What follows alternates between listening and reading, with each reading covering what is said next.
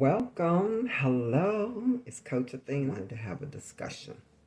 As you've been following my journey, my PTSD journey, I am now successfully living with PTSD, which means that I am stable. I am able to manage my triggers. And I can't say I'm trigger free. I am able to manage my triggers. And I'm excited about what is ahead for Coach Athena. But today, God wanted me to come before you just to have a discussion. And I'm not going to pull a reading unless God says pull some cards, but I wanted to discuss making amends. Because if you have struggled with any type of emotional distress, any type of mental health challenge, then it's likely you've hurt people. Hurt people. And a lot of my PTSD came from past trauma, childhood trauma, adult trauma.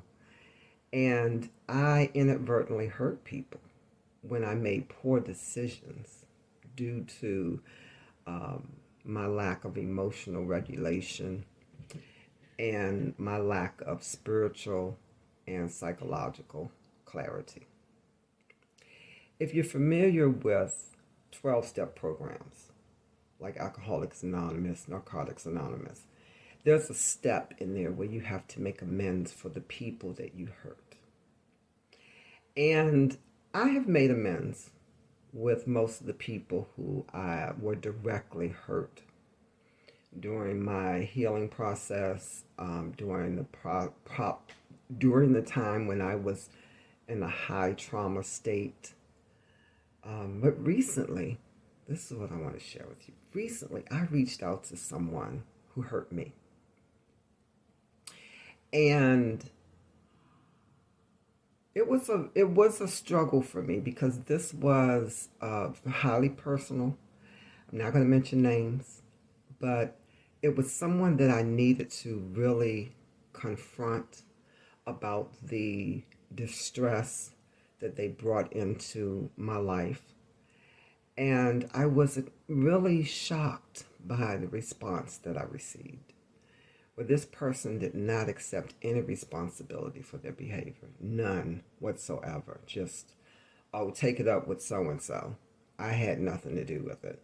And we're talking about grown people, okay? And I mean grown people. I'm not talking about somebody who's 20, 21, who's still learning the ways of relationships and behavior. I'm talking about someone way grown past 40, who at this point should know better. But you know what? A lot of us don't know better. And instead of even offering, oh, well, I wasn't aware that I hurt you or that I crossed a boundary with you, they accepted no responsibility whatsoever for their adult actions and decisions. And shockingly, again, felt justified in their actions. Even though I couldn't find one person when I discussed this, and I did discuss it with quite a few people that I trusted as well as my counselor, to try to understand the mindset of someone who would violate your boundaries in your home and not accept any responsibility whatsoever for their actions. It was very disturbing for me. And it was very much more hurtful that there was no sense of empathy and no accountability, no responsibility whatsoever.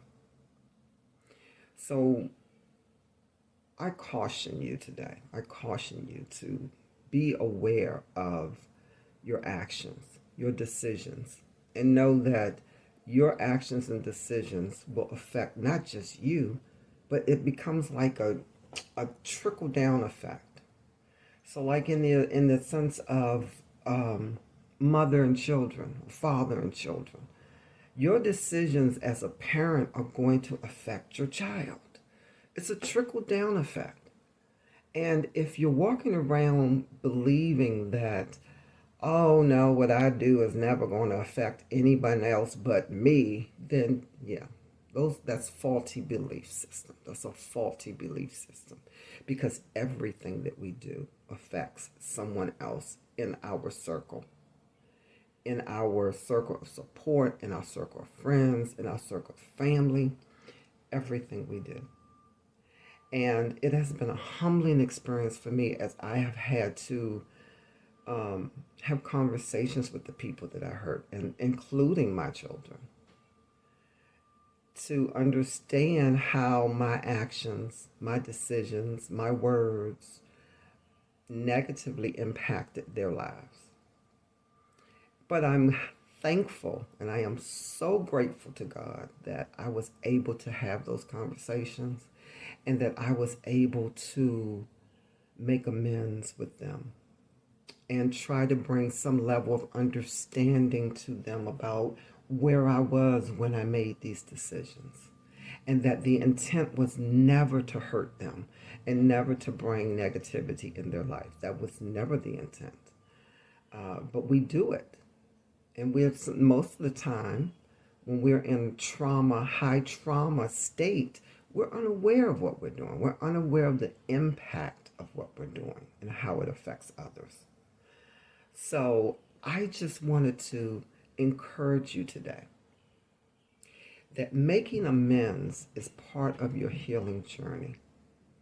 And even if you may not remember or know firsthand, okay, that, oh, I did this to this person, or if someone is coming to you and they're saying to you, oh, you hurt me, or you did this, or you crossed my boundary, don't discredit that person's journey by not accepting responsibility. Because even if you don't remember, you can say, well, I do apologize if anything that I did made you feel that way.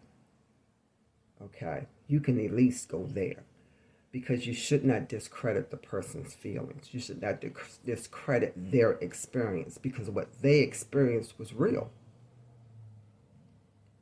whether you own it or not. But your lack of accountability and lack of responsibility and lack of empathy may do more harm to that person as they're attempting to heal in their journey than just saying, oh, well, look, I'm sorry if I made you feel that way. It truly was not my intent. Okay? So just be aware. That's what the Life Calling Coach has to tell you. Be aware. Be aware of the impact of your decisions, your words, your actions. And know that you are not walking alone in this path. And that everything that we do when you're connected to others impacts them as well. Either good, bad, or indifferent. So I encourage you to have the courage to accept your responsibility, to accept your accountability, and to give the apology when necessary, at least to understand and empathize with that person, because that's part of the healing journey. And there's going to come a time when you know you're going to have to be on the other end of that, where you're going to have to go to someone and say, look, I did this, and I'm just I don't even know where I was, but I did it, and I apologize. I know I can't undo anything, that the pain that I caused. I can't undo any of that, but I do apologize.